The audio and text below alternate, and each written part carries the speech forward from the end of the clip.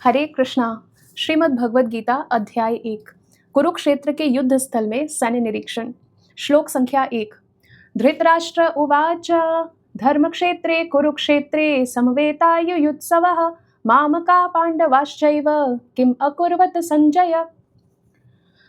अनुवाद। धृतराष्ट्र ने कहा, हे संजय, धर्मभूमि कुरुक्षेत्र में युद्ध की इच्छा से एकत्र हुए मेरे और पांडु के पुत्रों ने क्या किया। तात्पर्य।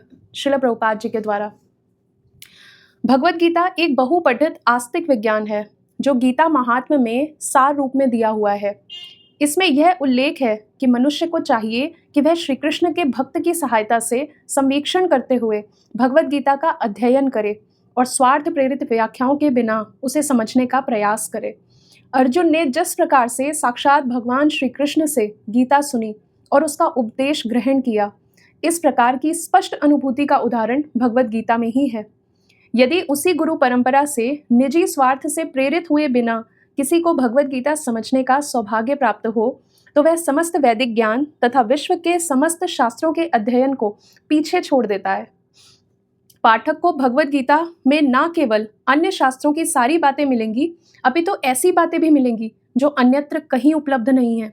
यही गीता का विशिष्ट मानदंड है। स्वयं भगवान श्री कृष्ण द्वारा साक्षात उच्चरित होने के कारण यह पूर्ण आस्तिक विज्ञान है। महाभारत में वर्णित धृतराष्ट्र और संजय की वार्ताएं इस महान दर्शन के मूल सिद्धांत का कार्य करती हैं। माना जाता है कि इस दर्शन की प्रस्तुति कुरुक्षेत्र के युद्ध स्थल में हुई, जो वैदिक युग से पवित्र तीर्थ स्थल रहा है। इसका प्रवचन भगवान श्री कृष्ण द्वारा मानव जाति के पथ प्रदर्शन हेतु तब किया गया जब वे इस लोक में स्वयं उपस्थित थे। धर्म क्षेत्र शब्द सार्थक है क्योंकि कुरुक्षेत्र के युद्ध स्थल में अर्जुन के पक्ष में श्री भगवान स्वयं उपस्थित थे। कौरवों का पिता धृतराष्ट्र अपने पुत्रों की विजय की संभावना के विषय में अत्यधिक संदिग्ध था। अतः इसी संदेह के कारण उसने अपने सचिव से पूछा, उन्होंने क्या किया। वह आश्वस्त था कि उसके पुत्र और उसके छोटे भाई पांडु के पुत्र कुरुक्षेत्र की युद्ध भूमि में निर्णयात्मक संग्राम के लिए एकत्र हुए हैं। फिर भी उसकी जिज्ञासा सार्थक है। वह नहीं चाहता था कि भाइयों में कोई समझौता हो, अतः वह युद्ध भूमि में अपने पुत्रों की नियति, भाग्य, भावी के विषय में आश्वस्त होना चाह रहा था।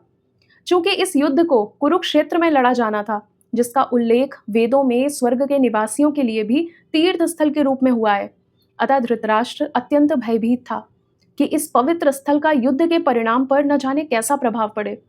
उसे भली भांति ज्ञात था कि इसका प्रभाव अर्जुन तथा पांडु के अन्य पुत्रों पर अत्यंत अनुकूल पड़ेगा, क्योंकि स्वभाव से वे सभी पुण्यात्मा थे। संजय श्री व्यास का शिष्य था, अतः उनकी कृपा से संजय धृतराष्ट्र के कक्ष में बैठे बैठे कुरुक्षेत्र के युद्ध स्थल का दर्शन कर सकता था। इसीलिए धृतराष्ट्र ने उससे युद्ध स्थल की स्थिति के विषय में पूछा। पांडव तथा धृतराष्ट्र के पुत्र दोनों ही एक वंश से संबंधित हैं, किंतु यहाँ पर धृतराष्ट्र के वाक्य से उसके मनोभाव प्रकट होते हैं। उसने जानबूझकर अपने पुत्रों को कुरु कहा और पांडु के पुत्रों को वंश के उत्तराधिकार से विलग कर दिया। इस तरह पांडु के पुत्रों अर्थात अपने भतीजों के साथ धृतराष्ट्र की विशिष्ट मनस्थिति समझी जा सकती है। जिस प्रकार धान के खेत से अवांछित पौधों को उखाड़ दिया जाता है, उसी प्रकार इस कथा के आरंभ से ही ऐसी आशा की जाती है कि जहां धर्म के पिता श्री कृष्ण उपस्थित हों, वहां कुरुक्षेत्र रूपी खेत में दुर्योधन आदि धृतराष्ट्र के पुत्र रूपी अवांछित पौधों को समूल नष्ट करके युधिष्ठिर आदि नितांत धार्मिक पुरुषों की स्थापना की जाएगी। यहाँ धर्म क्षेत्रे तथा कुरुक्षेत्रे शब्दों की उनकी ऐतिहासिक तथा वैदिक महत्ता के अतिरिक्त यही सार्थकता है। हरे कृष्णा।